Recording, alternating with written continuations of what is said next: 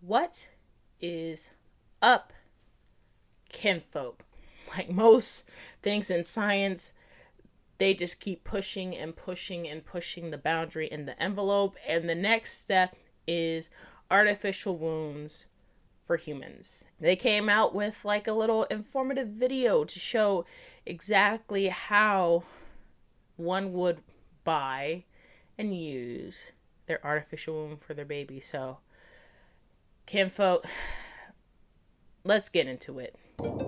Introducing ECTOLIFE, the world's first artificial womb facility, powered entirely by renewable energy. ECTOLIFE allows infertile couple to conceive a baby and become the true biological parents of their own offspring. The facility features 75 highly equipped labs. Each state-of-the-art lab can accommodate up to 400 growth pods or artificial wombs. Every pod is designed to replicate the exact conditions that exist inside the mother's uterus. This is giving mad Matrix vibes, bro. The pods, the fluids. I'm just waiting for Keanu Reeves to just pop out of there. I wonder what'll happen if you have any sentient children. Do you flush them or what? A couple things. Aren't we having an overpopulation problem? And now you guys want to have pods and make children. The math ain't mathin'. That's just me. The math ain't mathin'. I feel like it's kind of pompous, or maybe I'm just ignorant to say that this can actually simulate everything about pregnancy for a baby. I feel like I don't know if that's the case. Like, I mean, even when it comes to nourishment and stuff like that, there are certain things that the mom can't have. Even when it comes to like illnesses and sicknesses, like when the mom gets sick, the baby does build up antibodies based on the mother if she survives. So completely simulating, I don't know if that's just a pompous thing of science or my ignorance, but I don't think that you could. Every growth pod features sensors that can monitor your baby's vital signs, including heartbeat, temperature, blood pressure, breathing rate, and oxygen saturation. The artificial intelligence-based system also monitors the physical features of your baby and reports any potential genetic abnormalities. So are we flushing babies with only 4 fingers?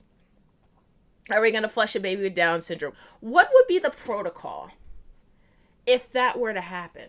And then my next question, what happens to the babies that we flush? Are you just going to reuse them as baby food? Are you going to serve them up as scientific guinea pigs for further scientific research? That's a question. The legality of it. It started off all nice and sweet. Get rid of C-sections, premature births. I mean, they haven't even mentioned the fact of like pregnancy pains and like the mortality rate of women who are pregnant.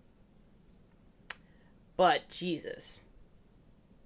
The pods are equipped with a screen that displays real-time data on the developmental progress of your baby.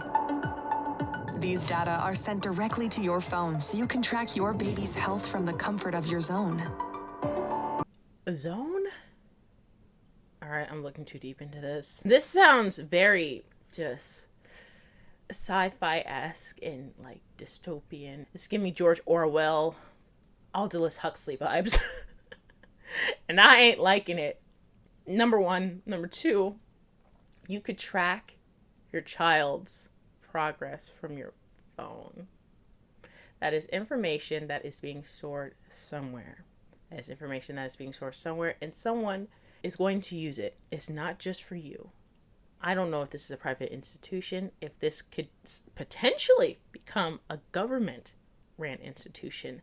They have all the stats. You can tell what languages they're learning, how often the parents are interacting with the app, interacting with their child, how that affects child's development not only in the womb but outside of the womb. There's the security aspect for me that I don't trust, because who's to say I'm the only one, and my husband or whoever is like involved in the child's development, who's to say we're the only one playing stuff for the kid?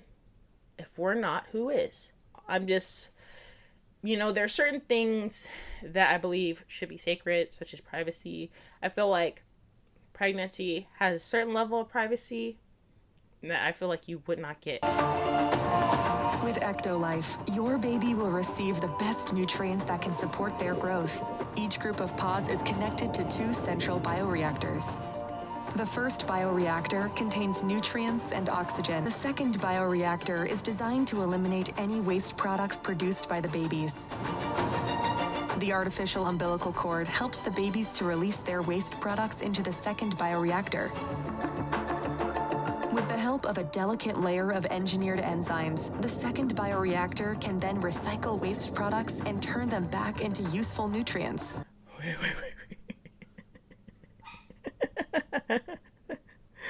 Wait, so what you're telling me is vat number 1 is full of great nutrients. Vat number 2 is full of waste products that we recycle and filter and turn back into nutrients that we then pump back into the wow. Y'all are literally taking crap and recycling it and putting it back on the dinner plate.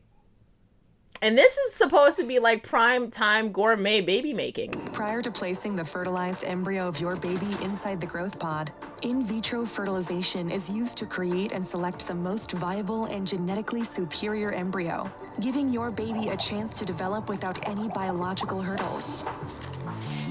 And if you want your baby to stand out and have a brighter future, our Elite package offers you the opportunity to genetically engineer the embryo before implanting it into the artificial womb. You can edit any trait of your baby through a wide range of over 300 genes.